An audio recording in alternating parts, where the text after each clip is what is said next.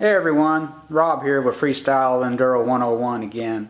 I know I mentioned to you in one of the other videos about how my front bearings were going out in the motorcycle, and how they were open bearings. The stock bearings were open. So while I've got the wheel off the bike, I just wanted to show you the bearings that came in the bike.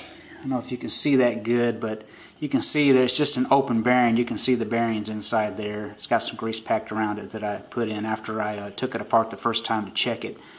So you can see it's just an open bearing. So when grit gets in there and moisture gets in there, it's going to get right in those bearings and start rusting them out, and you're going to get the same problem that I got. You're going to get some slop in your wheel and your bearing. It's because your bearings weren't out. So I got these. These came in today. This is the bearing I'm going to replace it with. You can see it's got the rubber seals on each side of the bearing, so it's a sealed bearing. And let me tell you, I can tell already the bearing works much smoother and better than these bearings here that are in the front hub now. And these bearings, they had about 50 hours on them before I noticed, when I started noticing the slop in the front wheel. So what I also did is I got this bearing puller kit.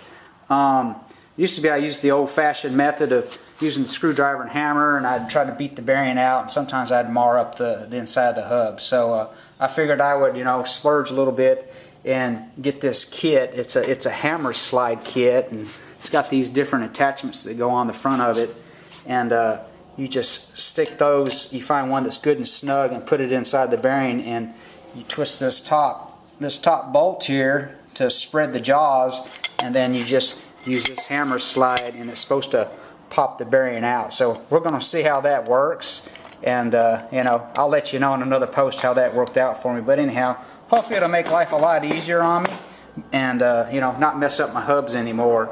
But just wanted to give you a heads up on that bearing that I was talking about. As you can see, it is an open bearing, so it's a good idea to get you some of these, some seal bearings, when you replace it. Don't get another set of open bearings, and they're real cheap. You're looking at maybe 20, 22 bucks, even cheaper than that, for a set of these bearings, plus the the seal caps that go on top of it. So anyhow, hopefully that helps you guys out and gave you a little insight on it if you're having that same problem with your bike, and I'll be talking to you soon.